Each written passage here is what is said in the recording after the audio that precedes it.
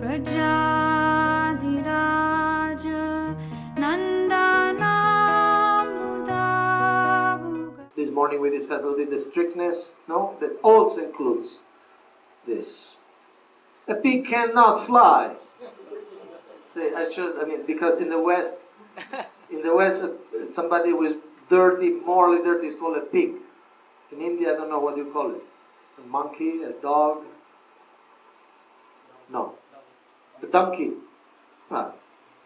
So in the West, more is a pig. The pig cannot fly, and a community of pigs cannot fly either.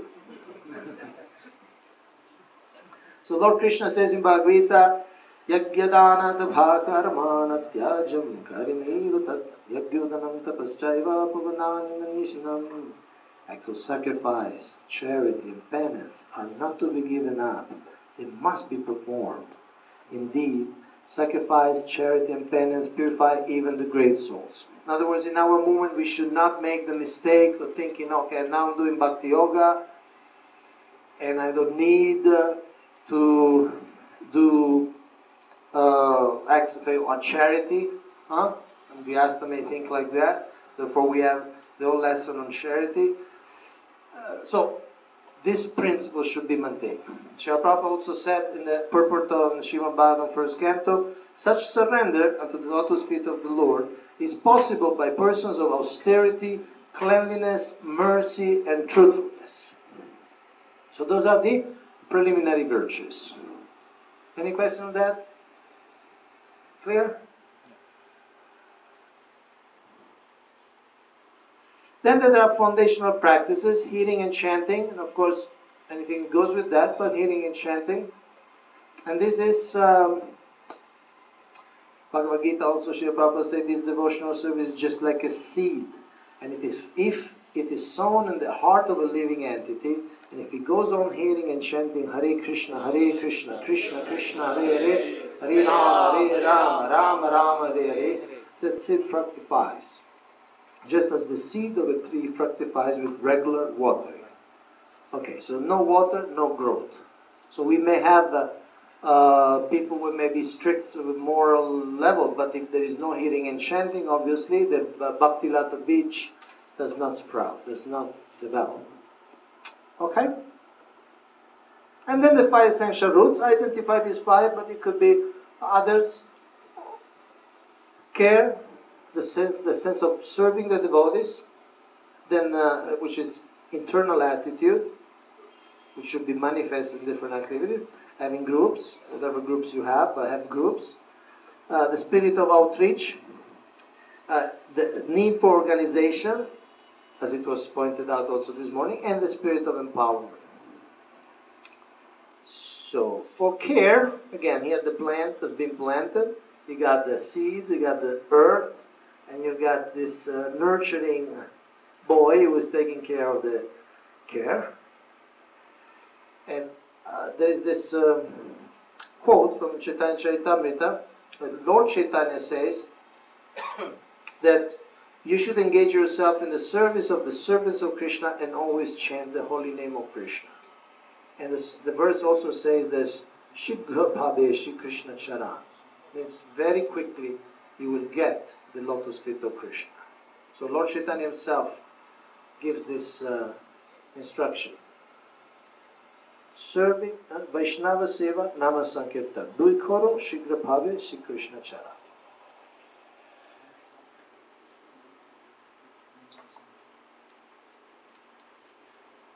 And here I chose an excerpt from Srila Radhanath Maharaj.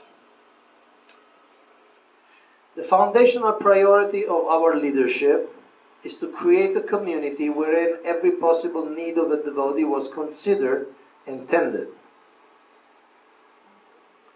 We should strive to give each individual an experience of genuine protection and inspiration.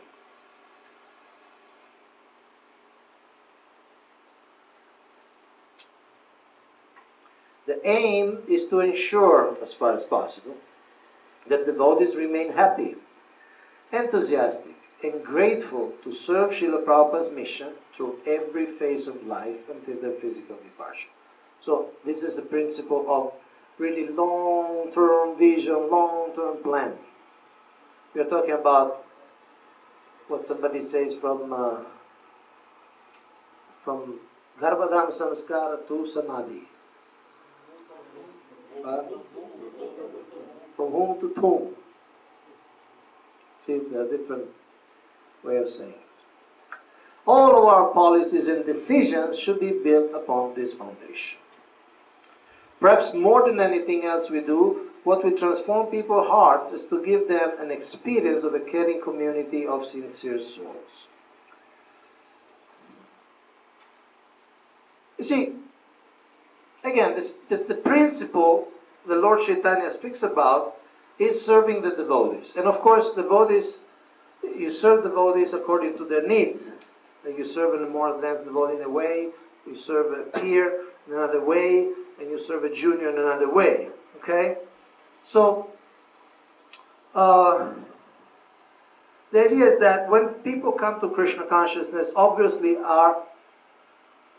most of them are neophytes, because they just came, so they are neophyte. Being neophyte means that they don't have a personal relation, a personal experience with the Absolute, with Lord Krishna. They don't have, because they are neophyte. They may have read a book, or they may even chant a little bit, but they don't have the experience of who is Lord Krishna, what is the personality of Krishna, how sweet Krishna is.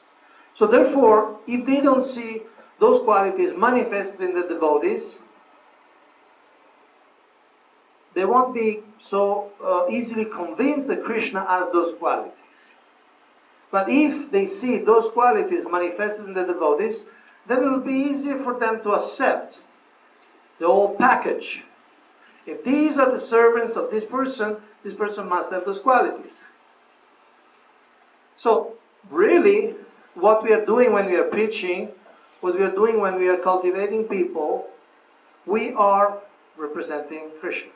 Adi Guru, Jagat Guru, Adi Guru. Not that we should try to imitate Krishna, but we should represent Krishna, represent. In other words, Krishna is Kripamoya, is full of compassion, and if people see tangibly that we have that compassion, then that may make a strong impression. It is a major building block in their faith in Krishna.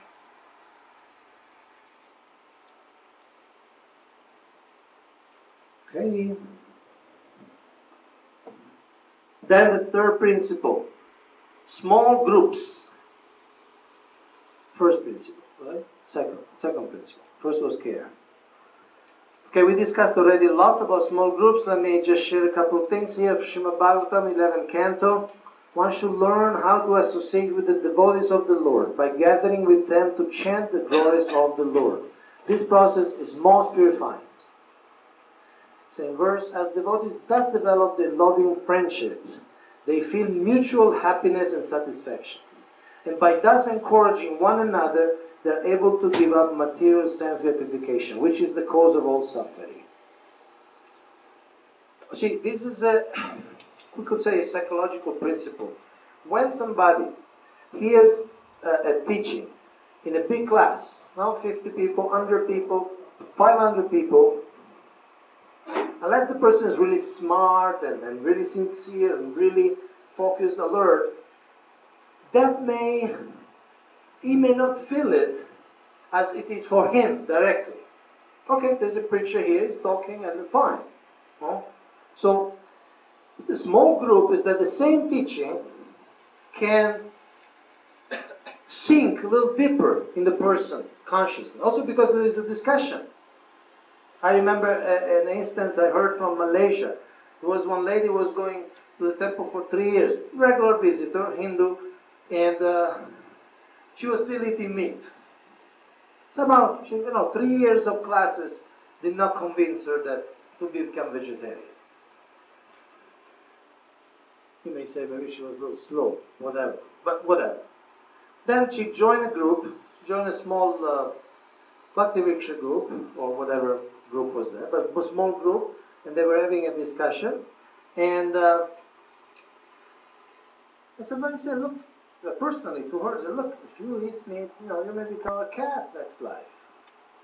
And then the realization dawned on her, I don't want to become a cat. I don't want to become a cat. And so she stopped. I mean, in 3 years in the temple, how many times she must have heard about vegetarianism, this, that. But somehow in the group, when somebody told her personally, then it clicked finally. Many things are like that. Also, when you give a big lecture, you do not really know, you don't have the way to evaluate how much people accept, how much people are convinced. Because they, especially in India, because of their generally gentle culture, they nod. No, whatever you say, they nod. No? There are many people in India, they go to different satsang, no? They go to a Vaishnav satsang, they nod, very nice lecture, very nice. Then they go to a Mayavadi lecture, very nice lecture, very nice. No? And you don't really want it. These people, they understand what they're hearing. Do you have this experience? There are many kathas going on. Some are Vaishnava kathas. But my point is that they go to both, and they like both. So sometimes you may have a big an audience, large audience, so you give a lecture, very nice, and you see them nodding. Yes, Prabhuji, yes. And you think, well, they nod, they must have accepted. But then you talk with them in private, they understood completely different what you wanted. Do you have this experience? You have? Yeah. So it means at one point you need to bring the same people in a smaller environment and talk with them, let them express, and then you'll see if they really understood or they were just having a nodding phenomenon. Okay. So, what's happening? What you pressed? The blanks. That's it. Thank you. Now, this is important.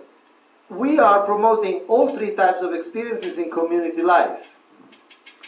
Big festivals, regular larger celebrations, Sunday program, intimate exchange in small groups.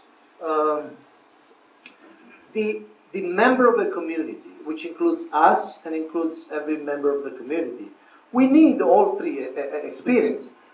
We need a big festival. Big festival could be Ratha Yatra, could be a large yatra, like in, what was that? October, November, from Shishira Gopinath Mandir came 4,000 people to Mayapur, 4,000. Yeah, so that's a big experience, and that is very important because it strengthens the faith. You see that, wow, so many people are accepting. The sense, wow, we belong to a strong movement, and there's also different dynamics. You see places, you do things. Then regular larger celebration like Sunday program, 100, 150, 200 people. But again, only these two are not enough. You also need the intimate exchange in small groups. Otherwise, you do a lot here, you cannot really know what's going on with people. Third principle, outreach. Outreach is for everyone. Do you notice the body? He came to your place. So he's another ISKCON guru. He lives in California, and he organized this community around outreach, book distribution, and he engages everyone in distributing books. There are different programs. One is the Weekend Warriors. Are you familiar with that? Everybody knows about Weekend Warriors? No.